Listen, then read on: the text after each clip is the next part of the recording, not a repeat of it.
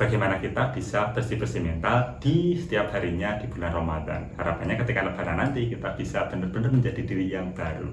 Puasa itu bukan hanya perintah agama, tapi juga psikologis. Sabar, buat kontrol diri, buat mengontrol emosi. Bagaimana kita itu mengatur impuls kontrol kita, delay gratification dalam momentum puasa ini untuk perubahan diri.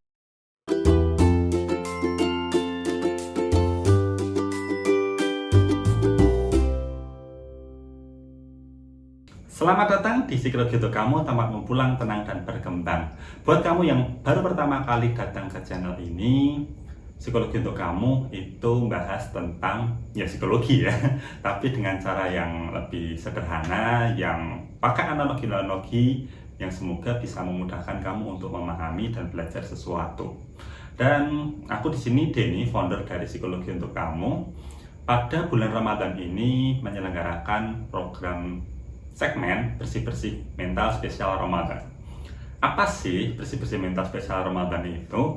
Nah, setiap hari kita itu mandi, setiap hari kita gosok gigi, setiap hari mungkin kita bersih-bersih alat makan, mungkin beberapa hari sekali kita membersihkan pakaian, kita rutin juga membersihkan kamar ataupun lingkungan kita. Tapi pernah nggak sih kepikiran buat, pernah nggak sih mentalku tuh dibersihkan? Kan selama ini kita juga fisik dan mental itu saling berkaitan dan bersamaan kayak gitu. Tapi kenapa sih kita itu sering bersih-bersih fisik tapi jarang bersih-bersih mental? Nah, disitulah. Supaya apa? Supaya hidup kita juga merasa lebih nyaman lagi. Nah, dan di momentum Ramadan ini itu bagaimana kita memanfaatkan momentum ini untuk bersih-bersih mental selama 30 hari gitu, untuk nantinya setelah selesai bulan Ramadan ini harapannya mental kita bisa lebih nyaman lagi, bisa lebih sehat lagi, bisa lebih kuat lagi. Itu ya. Dan jangan lupa buat teman-teman yang baru datang ke channel ini, subscribe dulu, like, dan boleh share video ini ke teman-teman supaya lebih banyak orang yang merasakan manfaat dari bersih-bersih mental. Oh iya, aku perlu juga sampaikan bahwa positioning Psikologi Untuk Kamu di sini dalam segmen bersih-bersih mental spesial Ramadan ini bukan kajian agama, sehingga nanti mungkin pendekatannya akan berbeda gitu ya. Karena kebanyakan mungkin channel-channel yang besar itu membahas tentang keagamaan, tapi di sini lebih ke arah psikologisnya. Oke, kemarin kita udah bahas kalau di ajaran agama, puasa itu ngajarin sabar, kontrol diri, berkata baik, dan segala macamnya. Kemudian di psikologi itu juga ada hal yang serupa gitu, impuls kontrol, emotional restraints, kemudian habit yang terstruktur, neuroplasticity, kemudian ngefek ke berbagai permasalahan kayak overthinking, mood swing, dan segala macamnya. Nah, kemudian di episode kali ini aku mau bahas manfaat psikologis dari rutin bangun sahur. Bangun pagi-pagi gitu, sekitar jam 3 atau jam 4 pagi untuk melakukan makan sahur. Makan sahur ya, bukan sekedar bangun doang terus kemudian nanti melakukan minum doang kayak gitu, karena yang disarankan memang makan. Kenapa sih bangun sahur itu bermanfaat untuk psikologis kita? Oke, mungkin teman-teman familiar ya sama atomic habit. Habit 1% yang nantinya akan mengubah hidup secara eksponensial kayak gitu. Jadi 1% 1% lebih baik setiap harinya, yang mana nantinya akan mempengaruhi kehidupan kita ke depannya untuk menjadi lebih baik lagi. Karena 1% itu lebih ringan daripada perubahan yang besar gitu. Nah, tapi ketika aku belajar pertama banget nih, aku juga bertanya-tanya sebenarnya 1% lebih baik daripada hari kemarin itu kayak gimana sih?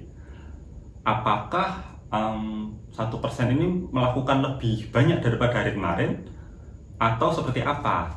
Nah, setelah aku kemudian melakukan beberapa hal yang sifatnya habit, kemudian aku belajar ke beberapa referensi, 1% itu bisa dianalogikan gini. Ketika kita melakukan satu hal baik lagi hari ini, yang mungkin kebaikannya sama dengan yang kemarin, tapi aku melakukan satu kebaikan lagi hari ini, itu berarti aku sudah 1% lebih baik dari hari kemarin. Kenapa? Karena jumlah akumulasi harinya untuk melakukan kebaikan itu kan sudah nambah gitu kan. Nah, maka 1% lebih baik setiap hari itu bisa juga diterapkan dengan melakukan satu hal baik yang mungkin saja sama dengan kemarin. Nah, salah satunya adalah bangun sahur ini. Bangun sahur itu banyak manfaatnya ya, untuk kita merutinkan bangun pagi, buat teman-teman khususnya yang kesulitan buat bangun pagi gitu, untuk sholat subuh mungkin. Nah, ini juga momentum yang bagus untuk melatih bangun pagi. Dan pagi hari itu sangat menentukan hari kita keseharian, sampai siang, sampai sore, sampai malam nanti. Maka teman-teman mungkin pernah mengenal istilah morning routine. Itu rutinitas pagi hari yang efeknya keseharian sampai malam nanti. Kalau misalkan morning routine-nya itu bagus, itu akan berdampak bagus juga ke kesehariannya. Walaupun nggak selalu kemudian bisa dipastikan 100% gitu ya, tapi probabilitasnya, kemungkinannya untuk mendapatkan hari yang baik di hari itu lebih besar ketika morning routine-nya bagus. Nah, bangun sahur ini itu bisa membuat kita memiliki morning routine yang bagus, seenggaknya bangun pagi kayak gitu. Kemudian morning routine ini itu bahasa gampangnya ya, kontrol pagimu, kontrol harimu. Oke, seperti itu. Kemudian bangun sahur itu kan kita bangun pagi hari, kemudian suasananya masih tenang kayak gitu, mungkin hawanya masih agak-agak dingin. Nggak tahu ya kalau misalkan teman-teman nanti bangun posisinya gerah segala macam, tapi kita asumsikan bangun pagi hari itu lebih tenang gitu kan. Nah, ini juga bagaimana kita itu berhadapan melawan, atau bahasanya lebih enak adalah bukan melawan, berdamai kali ya, berdamai dengan rasa kantuk, kemudian berdamai dengan kemalasan, dan mungkin juga melatih diri untuk berdamai dengan nafsu makan. Karena banyak orang yang ketika bangun pagi banget itu mau sahur, perutnya belum siap, mood makannya belum ada gitu. Tapi ya karena waktunya terbatas sehingga akan lebih terdorong untuk makan pagi, makan sahur gitu. Jadi jatuhnya bisa berdamai dengan mood makan juga, nafsu makan. Kemudian penting untuk digarisbawahi bahwa rutin bangun sahur, rutin bangun pagi untuk makan sahur itu bukan hanya tentang bagaimana bangunnya dan jam berapa bangunnya, tapi juga penting untuk kita itu mengatur pola tidur kita. Selain kita mengatur jam berapa bangun, kan tentu kita juga perlu mengatur jam berapa tidur kan. Nah, ini melatih kedisiplinan juga. Karena kalau sehari dua hari mungkin oke aja ya untuk bangun tidur malam kemudian bangunnya pagi, dalam artian tidurnya dikit, sehari dua hari it's okay. Tapi kalau misalkan sebulan penuh seperti itu terus, ya akan nggak enak kan di badan seperti itu. Maka mau nggak mau juga harus mengatur pola tidurnya, sehingga istirahat bisa lebih awal, bangun lebih awal, kebutuhan tidurnya tercukupi minimal 6-7 jam. Itu ya, konsistensi untuk mengatur pola tidur. Dan konsisten bangun pagi untuk sahur itu bisa berdampak pada rasa berhasil untuk menaklukkan, atau bahasa yang lebih enak tadi, berdamai dengan diri sendiri. Dan endingnya nanti setelah 1 bulan melakukan rutin bangun pagi buat sahur, itu nanti ada rasa keberhasilan, ada rasa, oh aku ternyata memiliki kontrol ya atas apa yang aku lakukan. Oh ternyata aku memiliki kontrol ya terhadap apa yang muncul di dalam diriku, terhadap emosiku, terhadap moodku, terhadap keinginan-keinginan yang sebenarnya kurang produktif kayak gitu. Dan nantinya bisa lebih luas lagi, oh ternyata aku memiliki kontrol ya atas hidupku.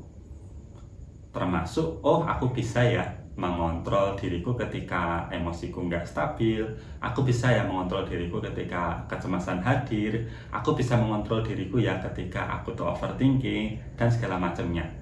Berawal dari bangun pagi untuk sahur. Oke, itu dulu untuk video kali ini.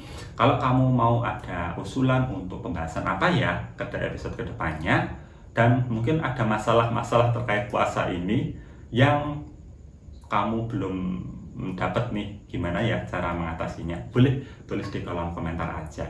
Oke, segitu dulu untuk video kali ini. Aku Denny dari Psikologi Untuk Kamu. Cheers and see you tomorrow.